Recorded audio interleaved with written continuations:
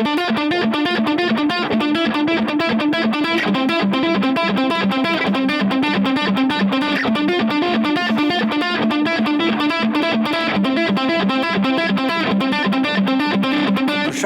here with JamPlay.com. In this lesson, we're going to discuss some hybrid picking techniques. For me, hybrid picking basically means using a pick and your fingers, hence the word hybrid, a combination of the two. I started using my fingers to play guitar pretty early on. In fact, before I played guitar, I started playing this Indian percussion instrument at a young age, from like 6, 7, 8 years old till about, 13 when I picked up the guitar. And it's a percussion instrument that on the drum heads, you use your fingers to play, and the right hand is very much these 2 and 3 fingers.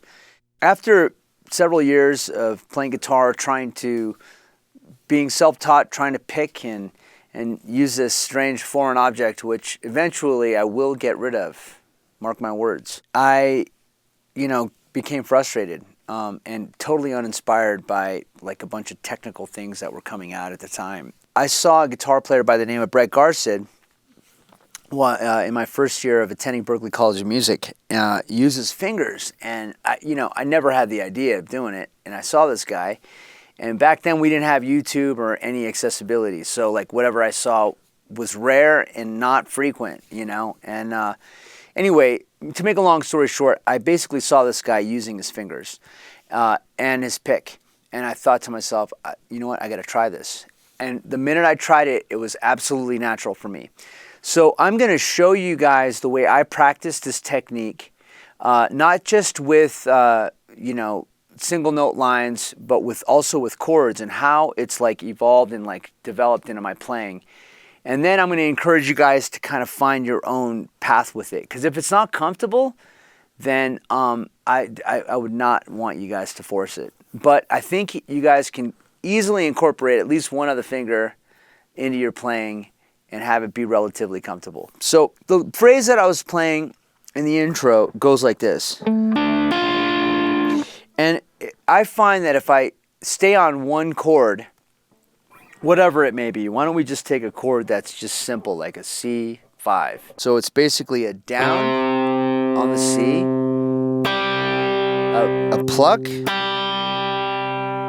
then another pluck. But I don't have this exaggerated movement. I'm just doing this for you guys to see how it looks.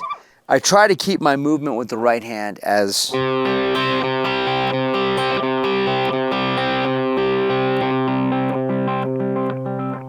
It can also be very dynamic. I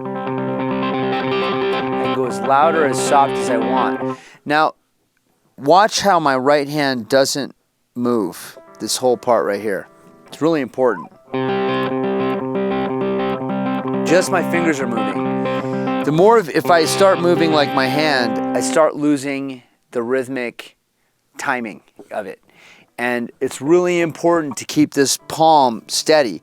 Let your fingers do the movement. So initially, it's going to be hard because the muscles here aren't probably developed. If you've never done it at all, these muscles won't be developed right in here. And so you're just going to have to. It's like exercising a new part of your body. You're just going to have to like get through that first part, but do it slow.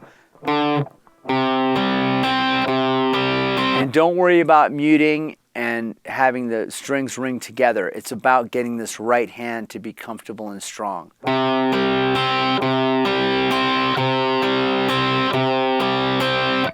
So I recommend practicing this with a click or a metronome of some kind in the background so you can get it nice and even. Now, there's one added thing that I want to suggest that you guys do. And that is really listen for the loudness and the softness of how each one of those, the pick and the 2 fingers, come out. And another term for that is dynamics. It's really important that they remain even.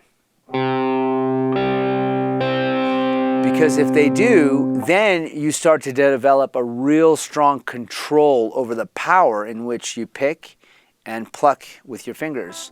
And then you can start getting some really cool dynamic lines into your soloing and into your playing, not just with soloing, but also with your rhythm. So for example,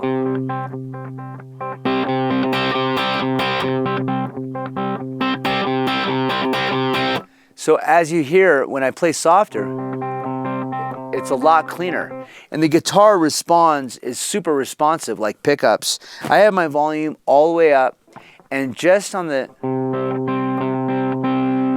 based on the dynamic attack on my right hand, it sounds relatively clean and clear. Now if I just pluck and pick a little harder, it's a lot brighter and a lot more gainier sounding. But I haven't touched any parameters, electronic parameters. I haven't touched my volume, I haven't touched my tone or my amp setting. So it's a very great technique to have, and it's particularly when incorporated with dynamics. You're able to get a lot of different feels and create, eventually, at the end of the day, all of this stuff is so that you can convey some kind of an emotion. And for me, that's what music is all about. It's an instrument that is not part of me. It's not attached to me in any way. So it's kind of a foreign object that I'm trying to get these emotions or ideas communicated through. So all these techniques basically that I have and that I learn and practice facilitate that process. And the better I am at the control with my technique, the less I have to think about it. I don't like to think and use my brain when I'm soloing and improvising and communicating an idea. Because if I'm thinking about what chords next or what technique I want to use or what lick I want to play, then what happens is that I'm not focused on the emotion of the idea that I want to communicate. I'm focused on the lick. So music and improvising and techniques are all to facilitate the idea I want to convey, or the thought or the emotion that I want to convey, not the other way around. I never have an idea of like having a technique. Usually I have a musical idea and I need to find a technical way to communicate it, and that's what all of this is for. With that said, let's try a different way of doing the hybrid picking. So I'm going to relate it to an arpeggio, and I'm only going to play the low octave and the first three notes of an E minor chord. So I got root, third, and fifth. Now I want to focus on just my second finger and my pick. There's a timing that's involved, and it's a pluck, hammer, pluck. Pick, hammer, pluck. Pick, hammer, pluck.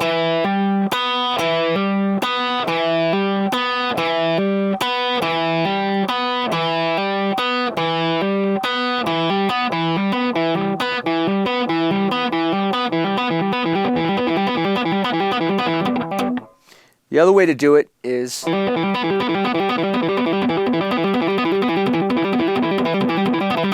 with your third finger, all three fingers. I like to practice both, just in case I want to do something that follows or is previous to that requires another finger. So that is an important technique to learn if you want to. And what the cool thing about it is you can do all sorts of things like this.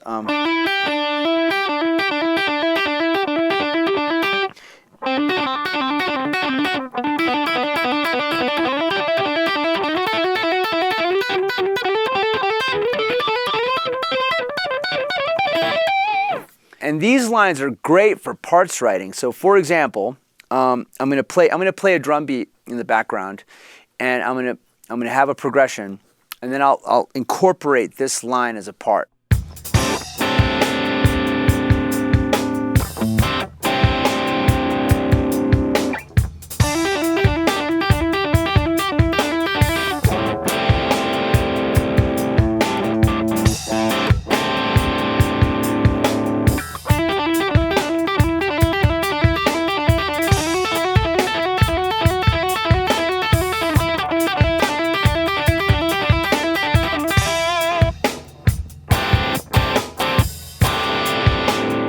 So that's an example of how over an A minor chord you can have this kind of a liquid line continuing.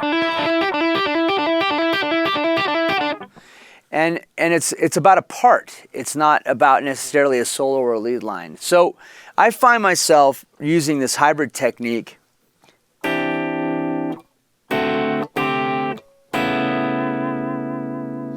I find it using my fingers in the pick a lot more with chords than even soloing, because at the end of the day, playing harmonies and playing behind a singer or a vocalist is really a common occurrence.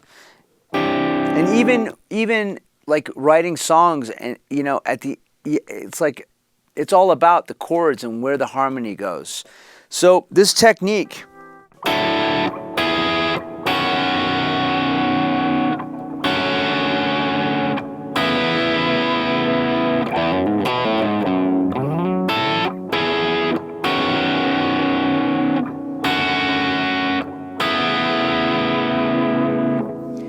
now I'm going to play that same thing, but instead of using my fingers, I'm going to use a pick.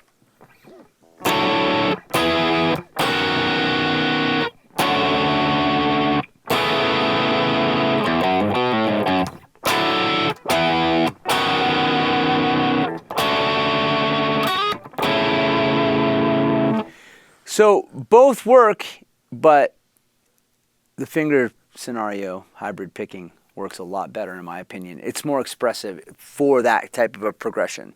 So I encourage you guys really to try utilizing your fingers. If not all of them, try one and see how comfortable it is. If it's totally uncomfortable, give it a week of practice. And after that, I guarantee you guys will probably have some way new licks and chops added to your repertoire. Just by adding a single finger to your playing opens up doors to all sorts of possibilities that aren't available with just a pick. Really, the whole point of all these techniques, like I said, is about opening up the possibilities for the ideas and thoughts to be able to get communicated.